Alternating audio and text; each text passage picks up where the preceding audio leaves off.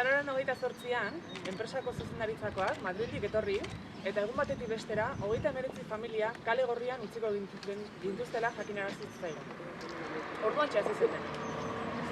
Jakin bagenekien enpresaren egoera, horretaz konturatzen lehenak normalean langileak izaten baitira. Enpresak jasotako isun erraldoi batetaz ere hitz egin zitzaigun, behin baino gehiagotan, baina hori ere behin baino gehiagotan argitu zitzaigun, isun hori eta bere ondorioak ez genituela guk ordainduko. Baina ez zen horrela. Bai isuna eta baita ondorioak ere, itxiera batekin nabaritu baitutu. Urte luzez, batzuk egoeraz aprobetxatu eta ondoren, ondorioak beste batzuk langile xumeak nabaritu eta sufritu. Langileen aldetik, behin eta berriro esan zaio enpresari, itxiera bat azkena hartu beharreko neurria dela, viabilitate plan bat egitea egokiagoa zela, zuzenean itxiera bat planteatzea baino. Aukera ezberdinak aztertu behintzat. Baina enpresaren erabakia firmea zela segituan konturatu ginen. Izan ere, 39 langileen irteeraz eta honen baldintzetaz bakarrik hitz egin nahi baitzuten.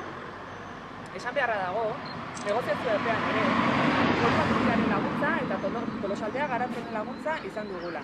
Eta aldugun neurrian, viabilitate plan bat ere lantzen ari garela. Baina aukera hau ez zen lantzen enpresaren borondatez.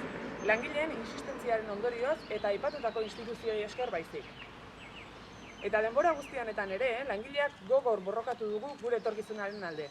Abenduaren 5ean bertan, greba muga batean hasi genuen, eta greban egonda ere, hortxe egon gara eta gaude enpresaren kanpoaldean. Negoziazio bilera guztietara joan gara, Madrilera ere bai, bertako Antaliseko langileei bizi dugun egoera azaldu nahian. Ezin esan dezakegu berria lasaitasunez hartu genuenik, eta beraz, gure erreakzioa ere horrelakoa izan zen eta jarraitzen du izaten.